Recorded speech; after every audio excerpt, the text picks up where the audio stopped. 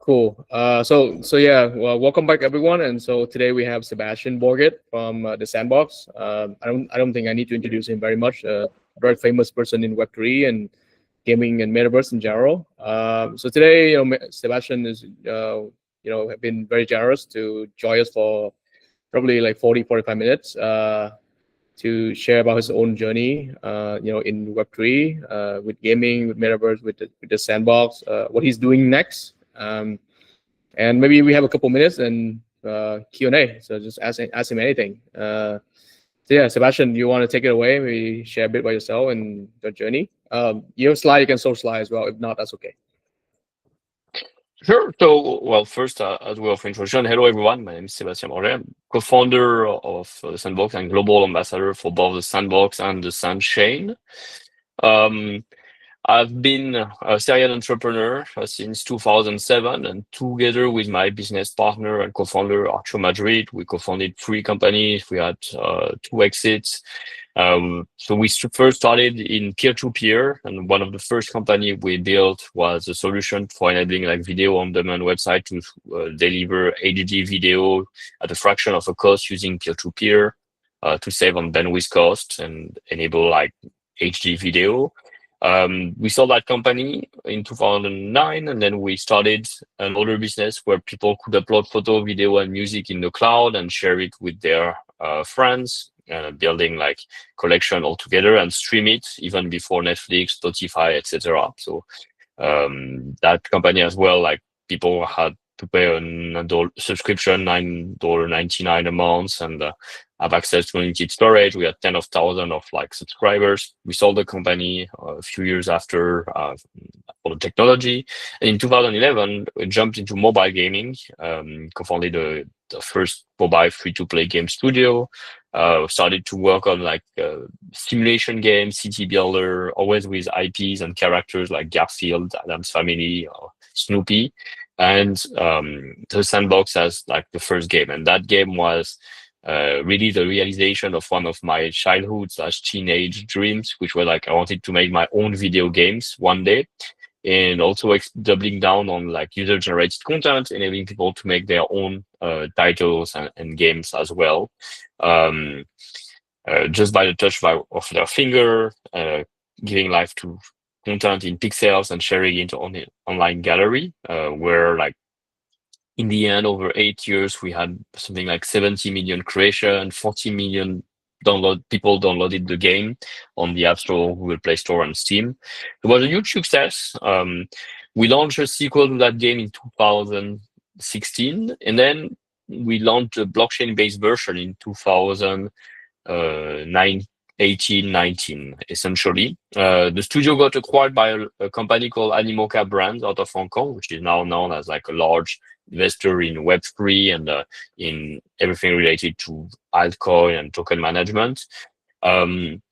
We basically moved into blockchain in the late 2017. We figured out like content creators, they not only wanted to have like access to reputation, fame, being featured, but they were also looking to make a revenue from the creation they made. On Sandbox, we had no way back in those days to pay content creator, even though like what they made on Sandbox contributed to our financial success. So we wanted to share back a portion of revenue to them. And we looked at solution and we were really struggling. Like there was no other solution than making the contract, sending them pay money by PayPal, everything being manual, slow, error prone. And when we found out about NFTs and essentially CryptoKitties, we immediately saw the potential of like applying that technology and using it instead of for just selling virtual cats on the blockchain, enabling people to make their own NFTs, specifically the creation on Sandbox, and allow them to monetize. So that's when we started to build a new version of Sandbox, this time 3D, multiplayer, multi-platform, and we introduced the marketplace, the map, the no-code game maker, the 3D editor, Box Edit, and essentially the idea that content creator could monetize with NFTs. Turn it into a large success. Today, Sandbox is over 8 million users. We brought a lot of people to Web3. We have along the way, also had more than 400 partners and brands that we onboarded to Web3, and we have hundreds of thousands of content creator. We have millions of content creator and hundreds of thousands of token holders as well, like between lands, Sand, which is the top 100 cryptocurrency, and the avatar collection that we launched with the brands. The next step is like we announced recently on October 1st, the launch of SANDChain. So what we realize is like the creator economy is still very much broken. It's inefficient, very much Web2. So this is a 250 billion industry where essentially content creator, not just on Sandbox, but really on any platform, YouTube, Discord, Twitch, etc., they are still struggling with like growing a community, being discovered, engaging their audience, monetizing, and even having access to financing.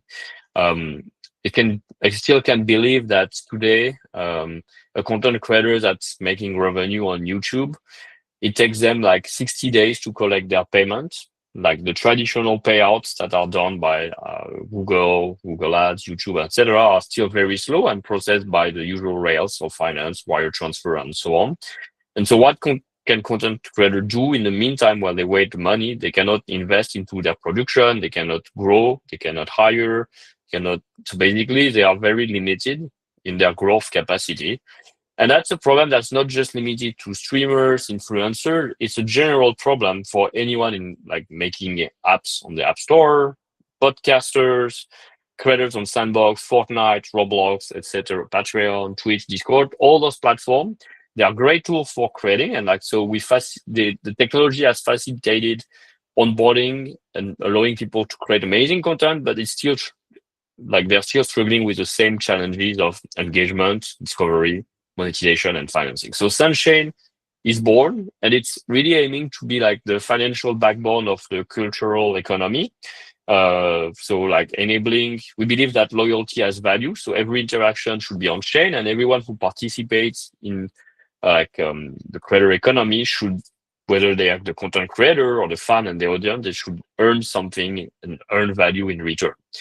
So we have enabling with SANDChain solution that allows content creator to engage their audience with points. We have a dual point system, creator points on one side. As a content creator, you can issue your own point. They are not a cryptocurrency because there's unlimited supply, and you can reward your audience with action like watching video, commenting, attending physical event, buying on a shop. A mixture of on-chain, off-chain, Web2, Web3, IRL, or digital actions. Building up engagement. You can also, content creator can also launch their creator token. There will be launchpad on the chain and other tools. Basically, we position the chain as like the one-stop solution the one-stop place with infinite solution for content creators, and gathering all the tools, not just built by us, but built by other people who believe in like, let's create the creator nation, let's enable those content creators to have access to new ways to basically grow, monetize, and make a living out of their passion. And we're not requiring content creator to like move their audience or like start over. Like basically the idea is like they should stay where they are. They already have like worked hard to build like great audiences on those channels, which are like YouTube, Instagram, and so on. And the points, the quest, the loyalty program, and all the other solutions, they should just be built on top as a way to engage an audience without them knowing that they are actually interacting with the blockchain, with crypto. The wallet creation, our partner is Sequence, and they just create a wallet with an email address. They don't know that they don't have to worry about the token. Can become the gas token, and the token that's powering the whole SANDChain ecosystem, ensuring liquidity, enabling token pairs. So creator tokens will be paired with Sand to be swappable on DEXs and eventually on centralized exchanges. Points as well can be swapped. So you can have like Sand point, but we can also have like Leo point, Seb point. Any content creator can have their points and swap in between as well, and can choose like how they would build different tiers of reward to reward the participation from their audience. Finally, it's a layer 2 over Ethereum, so like built with zk Sync and Caldera. So on the technical side, there's no worry. Transaction speed is over like 15,000 transactions per second. Will power like millions of fans and creator interaction without having to worry about like speed, cost, and so on. So enjoying all the benefits of like zk powered sidechain over Ethereum. That's the high level. I don't want to jump too much into details because I want to give you time to as well like ask your question about like what you understand my journey has been. I'm very passionate about like user generated content. As you can see, the mission is remaining the same since 2011. I want to keep empowering content creator to become more creative and to be able to make a living from their passion. We started with like enabling millions of people to make games in 2D. We continued enabling them to find and earn with NFTs and SAM token. Some of them earn 6 figures or above along that journey. We have 1,500 games that are live on the Sandbox right now, and Sandbox continue with alpha season and great announcements of a new product update and so on. And SANDChain comes as like the solution that allows content creators to do more, deploying their smart contract, launching their token, integrating with a whole blockchain ecosystem of different apps, services, bridging liquidity with other chains, DeFi, real-world assets, and a lot of other use cases that will connect the creator economy with the bigger and broader like blockchain ecosystem and financial world. Okay, thank you very much for the very detailed introduction. Any questions, guys? Fire away. Yeah, BK, go ahead. Hi, Sebastien. Been a big fan of you. Like, I have been attending your events even in India last time in Bangalore, first STAN.io. You have great insights about this evolving blockchain tech. So we are actually building a interactive layer called airdrop arcade, where the viewers who are watching the stream, and they can basically drop items into the game and change the game in real time. And we are also following the same model, but here we also want to empower the developers, because most of the games don't see the light, right? So developers can spin up a mode where people can interact, and in that way their game gets exposure, and from every drop they also get 25% of the revenue. No crypto or no tokens, it's basically stable coins backed this one. So we started this out, we rolled out a version 0, we are conducting a hackathon, so developers are participating in this. So but to get this more streamers and get more viewers and participants from the two world to try this out, what would be your recommendation, in go-to-market strategy, or how do you think would be the best approach for us to test it out with bigger user base? Yeah, that's my question. All right, so thanks for the very exciting what you're working on. I think I love the idea of like having live influence on the outcome of games, and like basically like the more leveraging the technology to create new form of gameplay. What worked well in the case of Sandbox, go to market, was it's not just about like showcasing.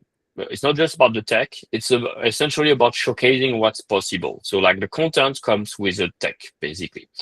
When we first launched Sandbox, the mobile game in 2D, even though like it was very new to create your own game by just touching the finger, the online gallery with the creators, with the creation from the creator, like we didn't launch it on empty. We launched it with 1,000 contents that we actually worked directly with pixel artists, people who are drawing in 2D, for 6 months before the release. And basically, we position ourselves, okay, this is a new tool where you can make pixel art on your mobile phone. Like those pixel artists, they used to do it on with Photoshop on PC and so on. We love to see what you can do with it and improve the tool, of course, and we will pay you. And back then we were paying $10 for each contribution. So we put a budget, it's not crazy, $10,000 early to fill up the gallery. And what that enabled is like basically anyone who downloads Sandbox for the first time, they saw an actual gallery full of exciting and inspiring content. Great thing that inspired them of what they could do as well in return. And we applied that same principle when we did the sandbox in 3D, obviously. Like instead of 2D pixel art, we approached 3D voxel artists. We paid probably 100 of them to make models that we put as well. We made them share on social media because there was this thing like every day they were sharing one voxel art that they were doing with a hashtag. And so leveraging social media for discovery, reaching out to a very identified target audience and using it as a showcase of the possibilities the tool enable.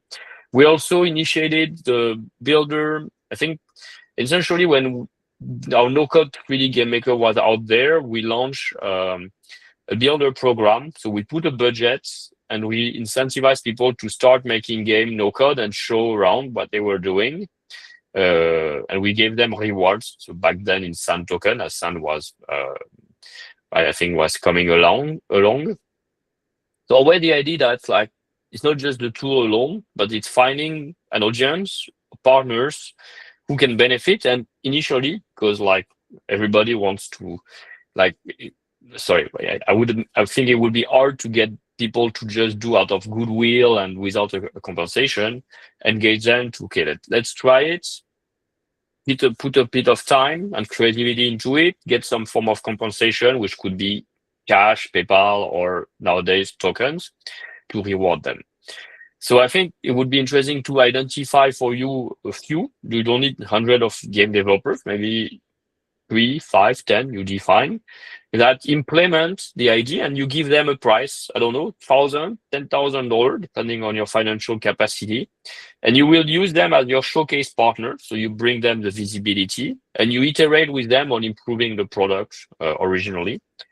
And you think as well, okay, like, how do we turn this great idea and concept of like changing live the gameplay based on an item you get into like a fun experience that's enjoyable both to play, to design as a game designer, and to watch eventually if people were to stream about it. And then you have a bit of creative design, what it could be. Is it just for fun and humor? Does it really have like a major utility in game and influence totally the gameplay? That will essentially depend on the kind of gameplay, whether it's a match-free game and you change the grid, whether it's like a shooter game in multiplayer and so on. One example of a game that's actually doing very well is Any Chess. Any Chess is like, it takes the traditional chess game, but it adds like some component like a match-free game where you can explode the board and it changes everything, for example. So finding in that direction can be fun. On Sandbox, we had those game jams and hackathon as well when we released new version of our game maker, and people really came out with amazing ideas. Like the creativity is insane on the user-native content side, and it always blew our minds like what people could do. Even think we didn't think were possible with the tech. They were able to achieve that, to create land logic, to create action-packed game, and so on. So maybe also introducing a small game jam hackathon. The global game jam is on around January, for example. That's one very engaging event. Itch.io can be maybe also a great platform, full of people ready to contribute, make mini games or game on certain thematic. Could be a great go-to-market for you. Working with some game developer association, indie game developer association, maybe can be a good go-to-market. The Blockchain Game Alliance, which I'm the president of as well, like we have 600 members. Maybe some game developers could be interested as well. Oh, thank you so much. That's a huge insight. Yeah, thank you so much for that. Cool. Other questions? I mean, this is an opportunity to ask one of the most like, successful, I guess, like Web3 founders in the space ever. So keep the questions coming. Any, I think you may have to have outside about games, right? Any questions, fine.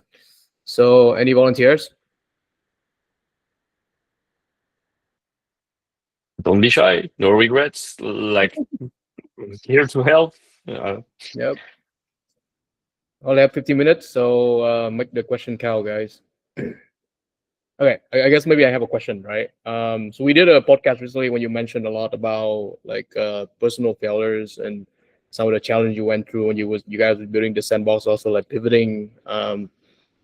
So how did you deal with like those moments, like as a founders, right? There's a lot of like challenges. Like you have to pivot, you have to deal with stakeholders. How do you keep yourself balanced in in running a company, especially a Web3 company?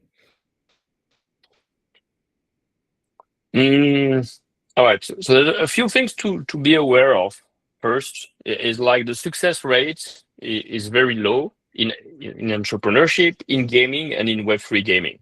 Like, just so you know, like over 100 games, about 60% of them already will never go beyond soft launch. They will never be released. After that, only 20% of the game that are launch will still be live after 3 years in live ops. So it's very hard to generate successful product and to it. And like when you're going to pitch, present, try to reach investor as well, like you'll have to talk to 100 of people before you get one that's really interested, convinced about the value proposition. So generally, like failure and understanding in a way of like people are not being interested in your product is the norm, is not the exception. So, but you can turn their feedback into valuable takeaways. So like trying to understand what they didn't see as like a value proposition in your project, why they feel like maybe it's too early at the moment and when would be the right time to re-engage, making your value proposition much clearer and focusing more on the product itself than like the high level pitch vision of what's the market size. And I would say like, for example, like trying to say, yes, like blockchain gaming is a 3 billion market. Nobody cares. That doesn't convince anybody. But like how you understanding that within that market, there are actually certain niche and category and genre of game, and that you could actually position yourself. There is no yet competition, and you're offering like not just a great game, but you are as well building probably an ecosystem around that drive value. That can be a smarter way to introduce yourself, showcasing the product even in MVP. So you already demonstrated a level of commitment that you build things yourself. You already iterated yourself, that you're willing to listen to feedback as well. So something that I also apply myself as an angel investor is like I want to work with people who are ready to listen to feedback. So probably there's founders who are geniuses. There's one Elon Musk, there's one Bill Gates, and there's one Steve Jobs. And those guys don't need to listen to anybody. They have like a fantastic vision. They can execute pretty much on their own and so on.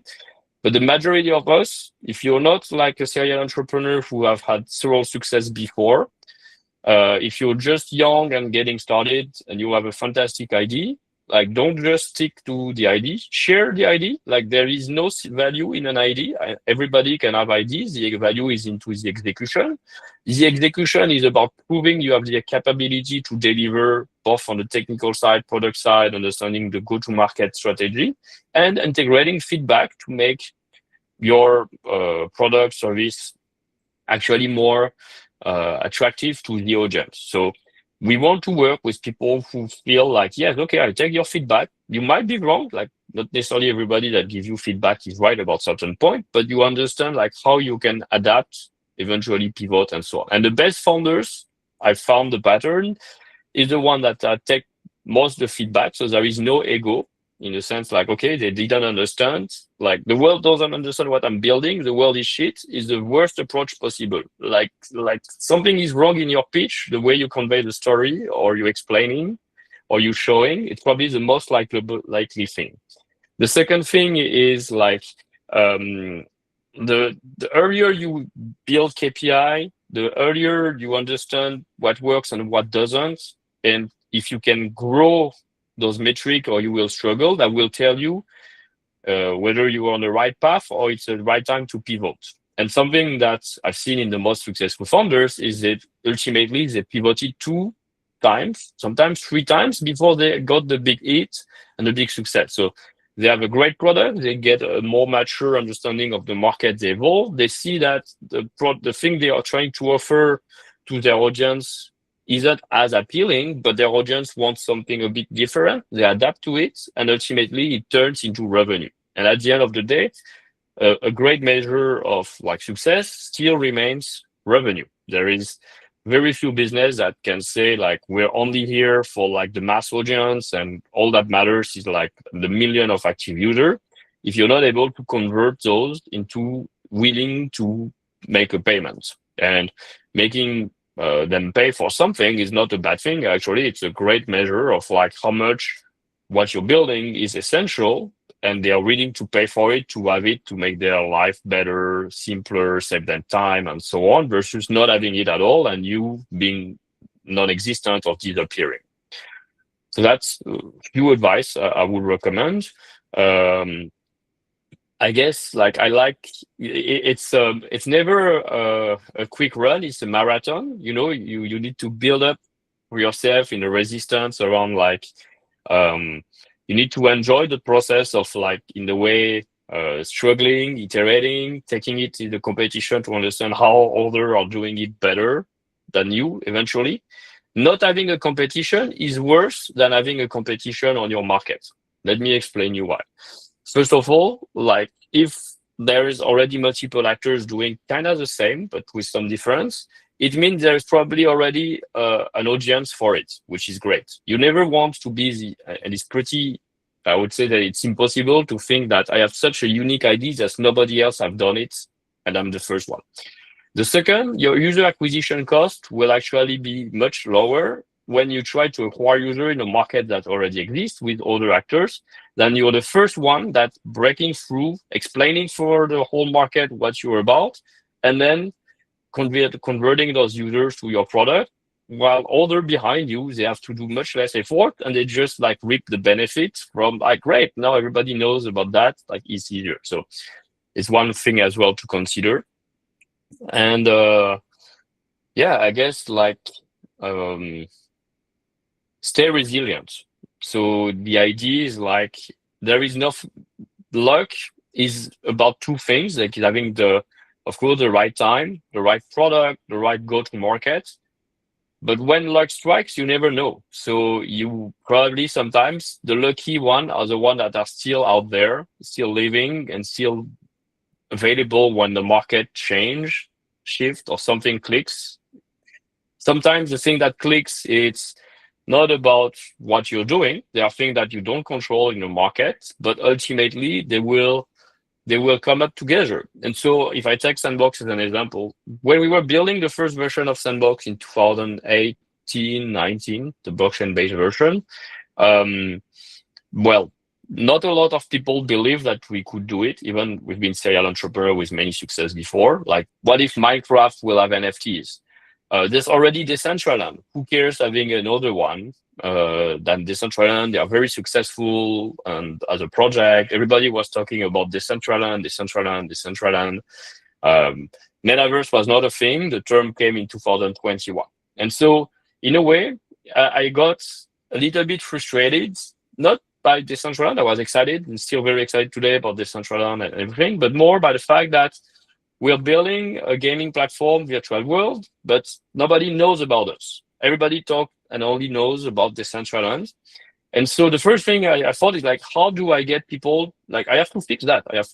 We have to keep building and make it exciting. So, and we position ourselves, speaking at conference, talking with a lot of people, producing content and so on. So like people, when they think about metaverse or virtual world with blockchain, they also think of Sandbox and not just Decentraland. And so that's what we did over time. Like I was able to position Sandbox along. And then after many months, almost years of work, I was happy that finally the press, the media, the investors, they are aware of our existence. And then luck came as well in many things we didn't control. For example, in 2021, when Facebook rebranded itself into Meta, that drove a lot of attention from the market into like virtual world and metaverse, obviously. We also got luck in a way. We decided to be patient when we introduced the SAND token. So we only launched the SAND token in 2020 of August, while the product was live since 2018, because we wanted to build a product, build the audience, build a community, show that we had real adoption, show that we could also drive an audience to the exchanges, so we could invert the balance and prove to those to prove to the exchange that we are not just like, hey, can you list us, but more like, hey, we're able to provide more users to you, so this is why you should list us. We waited for the top exchange to list us, following some recommendation from our investors, as well as they've been doing crypto longer than we are. We have had fantastic support from that moment, as well from Binance, and the luck that the Binance on Launchpad, when we launched SAND token in August 2020, they had paused for over a year the launch of new tokens until they waited themselves again to see attraction and building a narrative around like gaming and blockchain, which at that moment, 2021 became hot to get as like one of the main driver for the adoption. And because not just randomly they picked us out, but because we had 2 years of relationship before, sharing our data, showing we're building, showing we have a real community, showing we were driving sales in ETH by then on our lands and so on, that it really helped us to that moment where like things clicked all together. So also, and maybe the last takeaway is like small efforts, they don't seem to pay off, but it's like the consistency of doing the things and like doing them right will click at some point and will show that they are a serious builder, they can be trusted, they have delivered, the team is not unknown, and they have a user base, they have a product, they are a partner worth working with.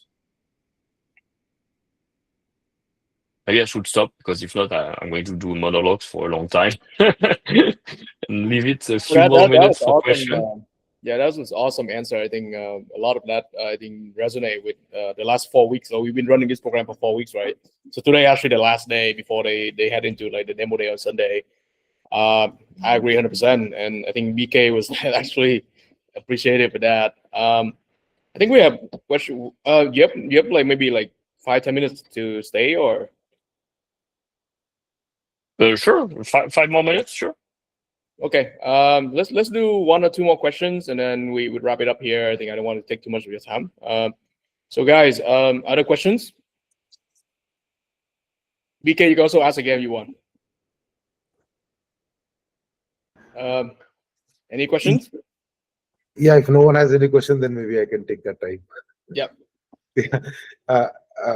It was so actually I was telling about the airdrop market, right? So we are basically a indie game studio. So we have been building our IP in the last 3 years, and we actually built the game out, and we were actually going to market. Then the same thing popped up, like, we launched it, but what if no one actually plays the game, or the user doesn't come in?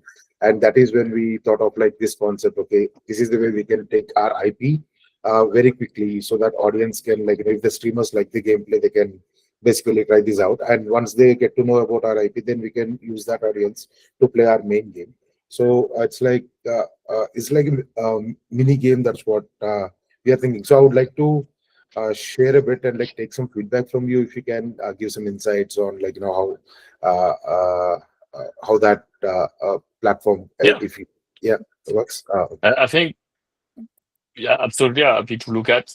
It's a double challenge. If you're providing a solution, and then you have to build a game. So sometimes I'm not sure, like building your own game to show a certain service or product.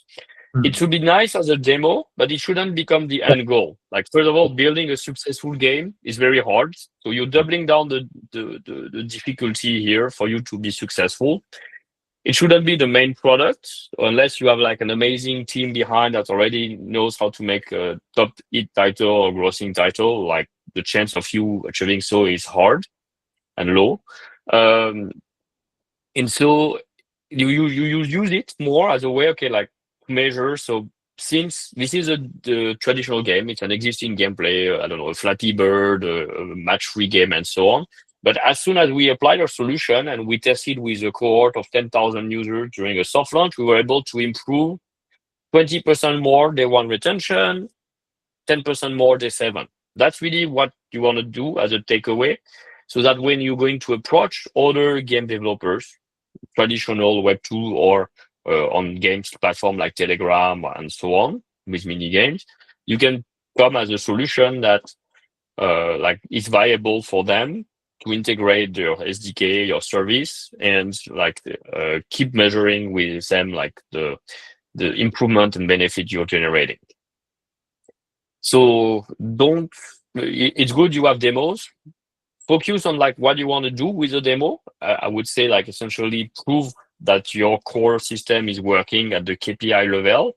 And don't get lost into building too many games just for that.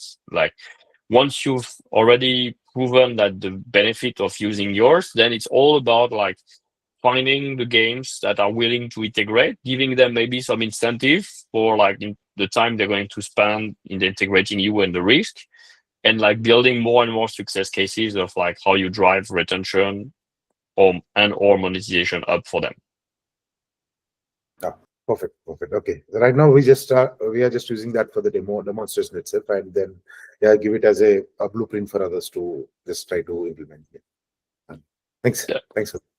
And then the second thing is like if you want to join the BGA or like game industry panel, we're like discussing retention, what are like the new trends in gaming. So for example, we have real money gaming, prediction game market, and so on. You could also talk about, you don't need to talk only about yourself, but you can participate in discussion with other solutions and say, hey, in our case, we're exploring a live gameplay adaptation based on certain conditions. And I think that's probably the future of gaming, more interactivity for gamer, new unique experiences, and so on. And by the way, we saw it in this demo game. We implemented plus 20% day one increase retention. We're accepting like partners to test out our solution right now. Join us. Something like positioning yourself more in the industry, attending events like Pocket Gamer London, GDC in San Francisco, and so on can help you on that. Thank you. I'll do that. Yeah. Thank you so much for this. Yeah, I posted a link just now, and I'll send the link again in the group chat. But I think this is something great for indies on Solana, right? And of course, like you want to deploy on SANDChain and talk to. I think talk to me, or talk to Faros, because he's talking with Charu from SANDChain. So if anyone want to build on Solana and SANDChain, talk to one of us. Okay. All right. Any final questions? If not, I'll take the final questions. Okay, I guess not. So let me take the final question, right? So I think I do want to ask something that I missed during the podcast that we did together. What was what was your highest point and what was your lowest point during the last, say, during your journey in Web3 so far, and what have you learned from that? What do you mean in terms of like points? Like there's different ways of like I guess the absolute top, like the biggest win or something like that, and then the lowest point is just like the bottom, right?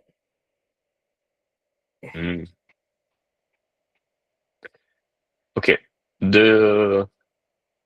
Well, yeah, I guess like the highest point is probably when the Sand token hit like $7 or $8. So like the price there, like the attention in general and so on, that was a great moment. We gathered a lot of new potential users, but a lot of new users who acquired a token without necessarily playing Sandbox or like creating, by the way. And so that's always been like how we manage, and like one of the answers to that is the launch of the SANDChain. Is like how we manage all those different audiences in Sandbox, those who come just for the token, those who are creators, those who players, and so on.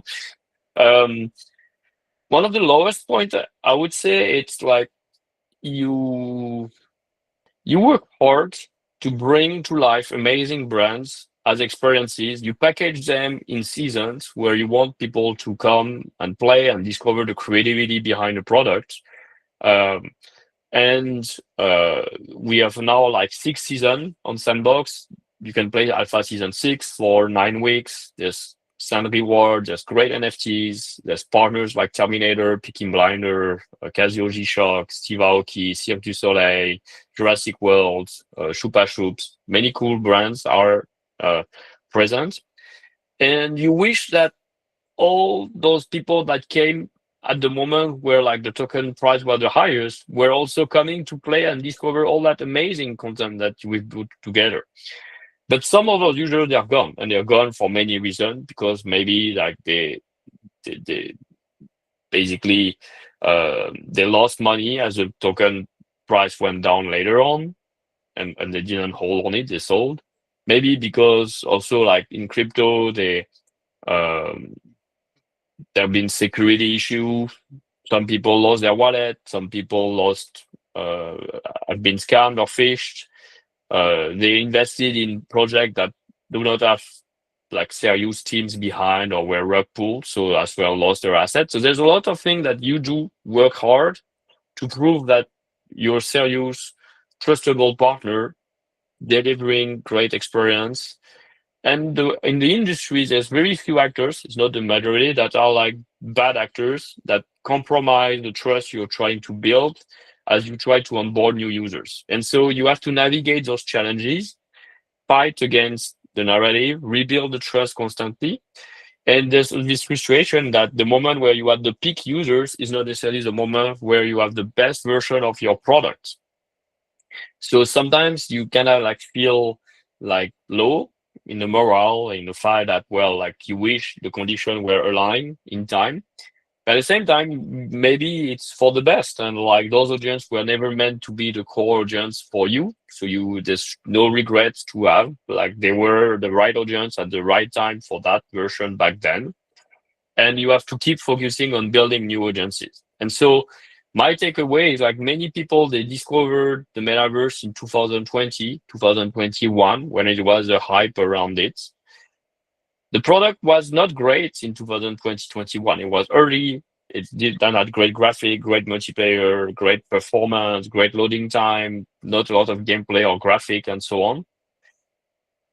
And so they got this wrong impression of what the metaverse is. The media also pushed the idea that the metaverse was dead. But no, we're still here. We're still building. The quality of the experience is 10 times, 100 times much better than it was. Everything has been improved. And now we're waiting in a way to rebuild those audience and grow them for them to have a much better impression of like, okay, wow, the metaverse is much different than it was 5 years ago. It's worth going and checking again. Okay, so now keep building and wait for the magic moment, right? Oh, I guess That's don't the way, wait, yes. like, keep building, right? Keep going, yes. Keep going, yes. All right, I think that's all the time we have today.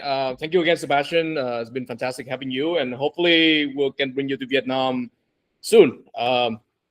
Maybe when the weather is better, or when there's something big happening next year in Vietnam or something. And I would love to have you do maybe another one-on-one with this time with like all the people in this room in person, also some of the Square DAO members. So hopefully we get to host you in Vietnam soon.